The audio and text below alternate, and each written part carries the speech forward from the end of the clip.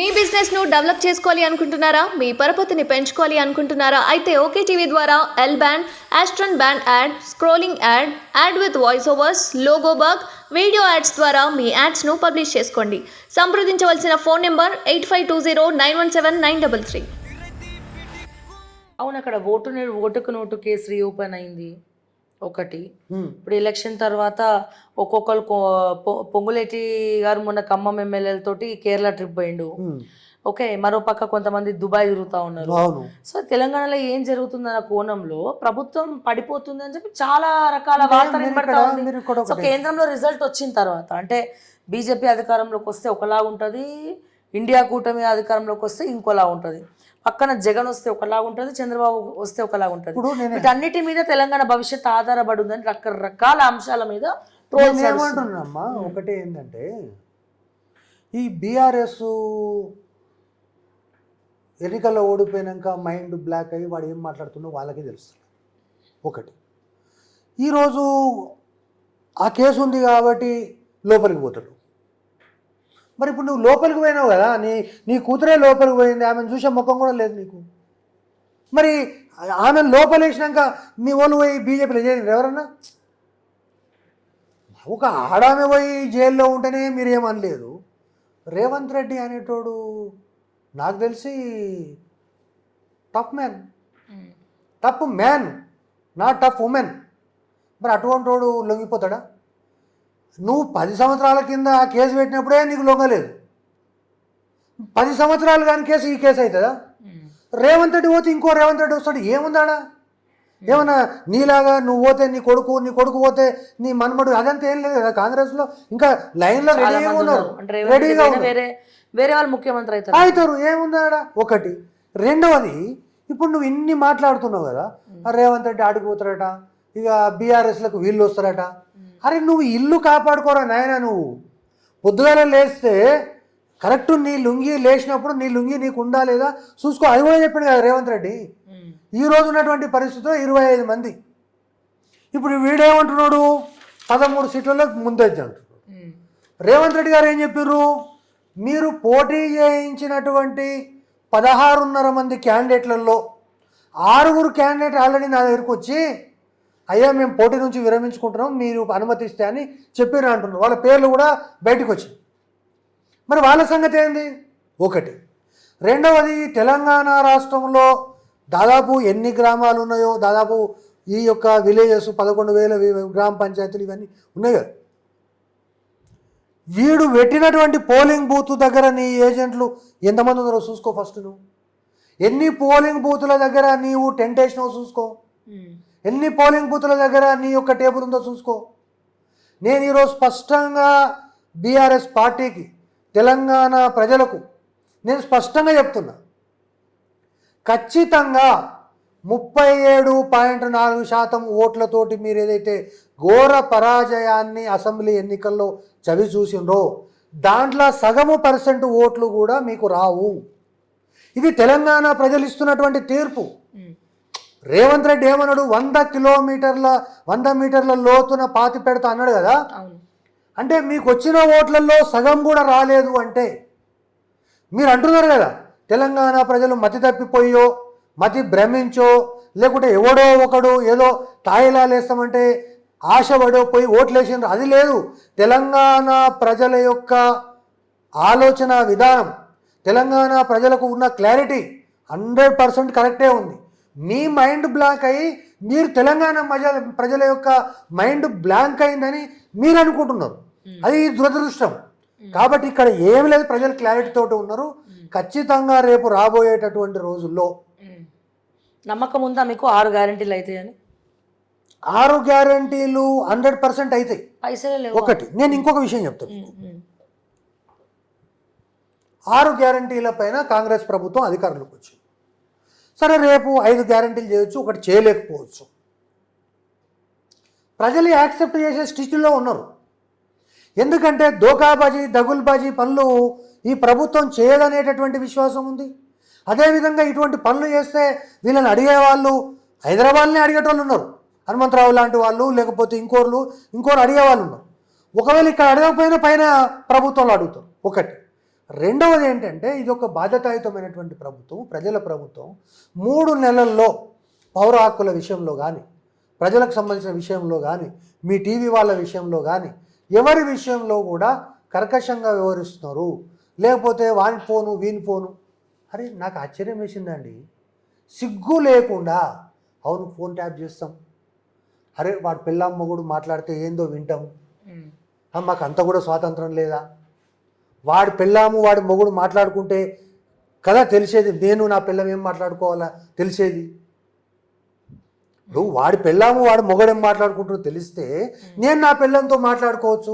అందుకే విన్నాము అంటే ఇక అంతకంటే సిగ్గుదాపినోనికి ఏం చెప్తాం మనం? ఇప్పుడు ఇది ఇంకా ప్రభుత్వం చేయట్లేదా ట్యాపింగ్? నమ్మకం ఉందా మీకు చేయట్లేదని? ఇప్పుడు రేవంత్ రెడ్డి గారు ఏం చెప్పారంటే ఫోన్ ట్యాపింగ్ అనేటటువంటిది 100% నేను చేస్తున్నా,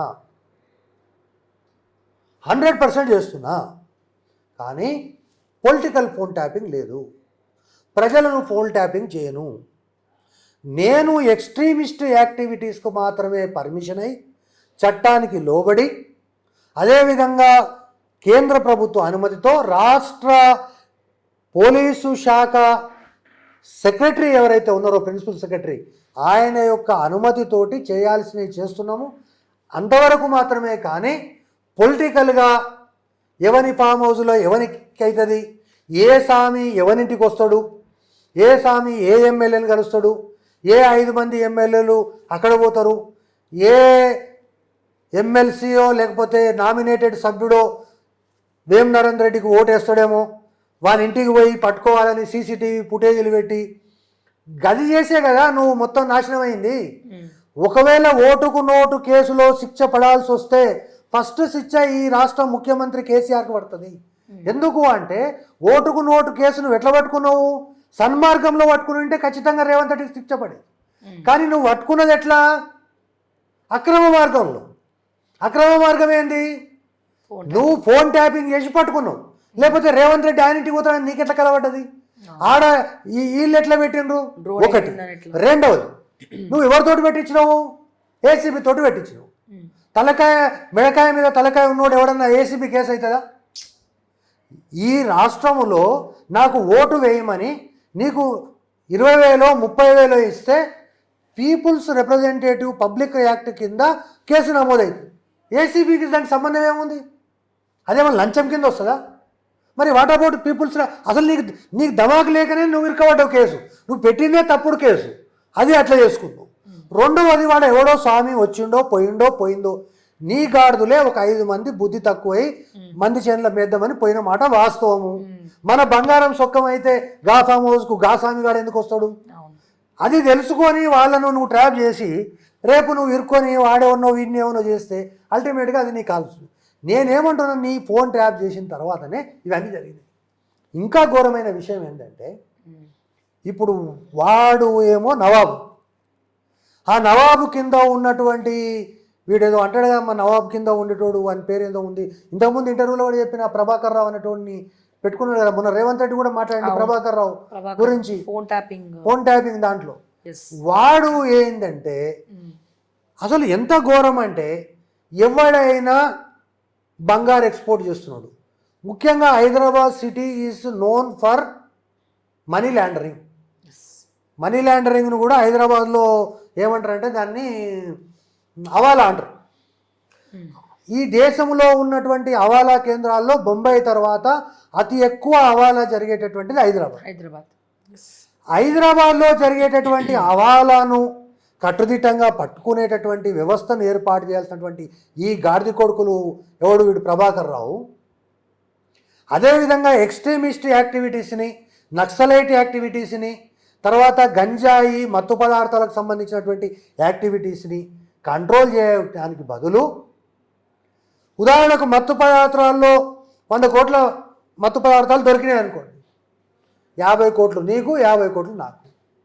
హవాలాలు 1,00,000 కోట్లు దొరికినాయి అనుకో, 50 లక్షల కోట్లు నాకు, 50 లక్షల కోట్లు 50,000 కోట్లు నీకు. అదేవిధంగా ఈ రాష్ట్రములో కేవలము డబ్బుల వ్యవహారమే కాదు, అనేక రకాలైనటువంటి ఈ మత్తు పదార్థాలకు సంబంధించిన విషయాలు కావచ్చు, అదేవిధంగా మనీ లాండరింగ్ సంబంధించిన విషయాలు కావచ్చు, డ్రగ్స్ గంజాయికి సంబంధించిన విషయాలు కావచ్చు, వీటి లోపల పెద్ద ఎత్తున మనం వింటాం. పోలీసు వాళ్ళకి అప్పుడప్పుడు ఎక్కడన్నా 10 లక్షలు దొరికితే 5 లక్షలు చూపించి 5 లక్షలు చూపించలేదు అంటారు. ఈ రాష్ట్రంలో ఉన్న ఈ రాధాకృష్ణ గారు, ఈ రాష్ట్రంలో ఉన్న ఈ కాశీం రజ్వీ అనేటటువంటి ప్రభాకర్ రావు అనే గాడిద కొడుకు, అందుకే క్యాన్సర్ వచ్చిపోయింది వాడు అమెరికా. సో ఇటువంటి పరిస్థితి అనేటటువంటిది ఈ రాష్ట్రంలో కాదు, దేశంలో. Punjab is the hub of drugs, కానీ పంజాబ్లో కూడా ఇంత అరాచకం లేదు. స్టేట్ స్పాన్సర్డ్ అంటే రాష్ట్ర ప్రభుత్వము ప్రమోట్ చేయబడినటువంటి లిక్కర్ దందా నడిచింది టానిక్ల పేరు మీద. స్టేట్ స్పాన్సర్ చేయబడినటువంటి గంజాయి టానిక్ వాళ్ళదే కదా. అదే మరి వాడు ఏమి లేక హ్యాపీ రావు అక్కడ రాత్రికి ఇది చిన్న ఆయనకేమో ఆ మందులు, ప్రజలకు ఈ మందులు. ఇంకా ఆశ్చర్యపోతారమ్మా. నిన్నమొన్నో చాలా రోజులు అయింది కదా మా అక్కను చూడక అని చెప్పి నేను ఇంటర్వ్యూ తెరిచిన. అక్క ఇంటర్వ్యూ ఇస్తుంది, ఆమె సీరియస్గా అడుగుతుంది, ఒకవేళ ఈ రాష్ట్ర ముఖ్యమంత్రి అయితే కనుక నువ్వేం చేస్తావు అని వాడు ఇంటర్వ్యూ అడిగితే సీరియస్గా ఆలోచించి, ఈ రాష్ట్రంలో నేను గనక ముఖ్యమంత్రి అయితే కల్వకుంట్ల కవితను నేను ఈ రాష్ట్ర ముఖ్యమంత్రిగా అన్న మరుక్షణమే ఈ రాష్ట్రంలో మొత్తం కూడా లిక్కర్ను బ్యాన్ చేస్తా అన్నది. ఈ లిక్కర్ బ్యాన్ కాదన్నా, లిక్కర్ ఇక్కడ బ్యాన్ చేస్తా అన్నది కానీ ఢిల్లీలో కాదు కదా. సిగ్గు శర్మన ఉండాలి కదా మాట్లాడడానికి. నేనేమంటున్నా, ప్రజలు అనేటటువంటి వాళ్ళు విఘ్నులు, వాళ్ళకి షార్ట్ మెమొరీ ఉంటుంది అనుకుంటే కష్టము. మనం కిరాయి ఇంట్లోనే ఉన్నాము అని చెప్తే ఎప్పుడు ఎప్పటికీ కిరాయి ఇంట్లో ఉంటారు అని నమ్ముతారు అనుకుంటే పొరపాటు. ఎప్పుడైతే కిరాయి ఇంట్లో నుంచి సొంత ఇంట్లోకి వచ్చినామో మనకంటే ముందు వాళ్ళకి తెలుస్తుంది. అదేవిధంగా మనము లేదు నేను నా అపార్ట్మెంట్ను కిరాయికి పెట్టి నేను స్వచ్ఛంద సంస్థ నడుపుతున్నా అంటే జనం అట్లా కాదు. ఈరోజు ఉన్నటువంటి పరిస్థితుల్లో ప్రజలలో ఏం చర్చ ఉందో నిజంగా నేను కవిత గారి గురించి వ్యక్తిగతంగా తెలిసినటువంటి వ్యక్తిగా నేను మీకు స్పష్టంగా చెప్తున్నా. ఆమె బిజినెస్లు చేసి ఉండొచ్చు, తర్వాత చేయకూడని బిజినెస్లు చేసి ఉండొచ్చు, లేకపోతే సరే సెటిల్మెంట్లు కూడా చేసి ఉండొచ్చు, నేను దాన్ని కూడా యాక్సెప్ట్ చేస్తాను. కానీ ఈ రాష్ట్రంలో ఉన్న తెలంగాణ ప్రజలలో అమీర్పేటకు పోయిందంటే ఏదన్నా గోల్డ్ షాప్లకు పోతే నచ్చింది తీసుకొని ఇంటికి వెళ్ళిపోతుంది, పైసలు ఇయ్యదు అనేటటువంటి ఇంత చండాలమైనటువంటి ప్రచారం కూడా ఆమె మీద ఈరోజు జరుగుతున్నది. నేను దాన్ని యాక్సెప్ట్ చేయను, నేను యాక్సెప్ట్ చేయను. ఆమె అటువంటి నేచర్ కాదు. కానీ ఆ చర్చ కూడా ఈరోజు తెలంగాణ ప్రజలు జరుగుతుంది అంటే ఆమె యొక్క కీర్తి ప్రతిష్టలు ఎంత దిగ్దిగాంతాలకు వ్యాపించిపోయినాయో తెలియదు. నేను దుబాయ్ పోయినా, బుర్జు ఖలీఫా ఎక్కినా, దీంట్లో కవితది కూడా ఉంది అని వాళ్ళు చెప్తా ఉంటే ఏదో గైడ్ ఉంటుంది కదా వాడు ఎక్కడ మనకేం తెలుసమ్మా ఆడ నుంచి ఎప్పుడు తీయడమని ఉంది అంటే కవితకు బుర్జు ఖలీఫాలో ఇది ఉంది అనేటటువంటి చర్చ కూడా ఈ రాష్ట్రంలో జరుగుతుంది. మెజారిటీ ప్రజలు దీన్ని యాక్సెప్ట్ చేయడానికి చర్చకు పాజిటివ్గా స్పందిస్తున్నారు అంటేనే మనం ఎక్కడో తప్పు చేసినట్టు కదా. కాబట్టి ఈరోజు ఇప్పుడు మనం ఉదాహరణగా ఆమె నిజామాబాదు ధర్మపురి అరవింద్ గురించి మాట్లాడింది. అరే అరవింద్, నువ్వు ఎక్కడ నిలబడతావు నా కొడుకు నిలబడు, నిన్ను ఎంటవాడి ఓడిస్తాను. టిఆర్ జైల్లో కూర్చుంది. ఇప్పుడు ఆడ అరవింద్ గెలుస్తున్నాడు 100%. ఇప్పుడు ఈమె ఉంటే ఓడిస్తుండే, ఈమె లేనప్పుడు అరవింద్ ఎట్లా గెలవాడు? కాబట్టి ఒకవేళ రేపు పొద్దుగాల అరవిందే గెలిచి పొరపాటున మన బీఆర్ఎస్కు రావాల్సిన 15 సీట్లలో ఒకటి మైనస్ అయ్యి అరవింద్ గెలిచాడు అనుకో ఫర్ ఎగ్జాంపుల్, అప్పుడు నీది తలకాయలో పెట్టుకుంటావు. సో ఇటువంటి చర్చలన్నీ కూడా. కాబట్టి ఈ ఓవరాల్గా నేను ఫస్ట్ చెప్పినటువంటి టీఆర్ఎస్ ప్రభుత్వం ఇప్పటికైనా గుణపాఠం నేర్చుకోకుండా మేము ఇక్కడ కాదు ఢిల్లీలో మా ప్రభుత్వం ఏర్పడతాం, ఈయనకట లేస్తే కూసోలేడు, కూసుంటే లేవలేడు, కట్టెపట్టుకుంటే తప్ప కదలలేడు, ఈయననట రేపు మహారాష్ట్ర అసెంబ్లీ ఎన్నికల్లో దుమ్ము లేపుతాడట. అక్కడ ఉన్నోళ్ళు వచ్చి దురామక్ సిటీ నీ పేరు చెప్పుకొని గెలుస్తా ఉన్నాడట. భారతదేశం పార్టీ అట, బీఆర్ఎస్, భారత రాష్ట్ర సమితి. ఎప్పుడైతే టీఆర్ఎస్ పోయిందో అప్పుడే నీ పతనం ప్రారంభమైంది. నేను ఇప్పటికైనా ఈ యొక్క కుటుంబానికి చెప్పేటటువంటిది ఏంటంటే ఈ 9.5 సంవత్సరాల ఈ నరకము ఏదైతే మీరు తెలంగాణ ప్రజలకు చూపించిండ్రో ఆ నరకానికి మీకు మీ కుటుంబానికి కృతజ్ఞతలు.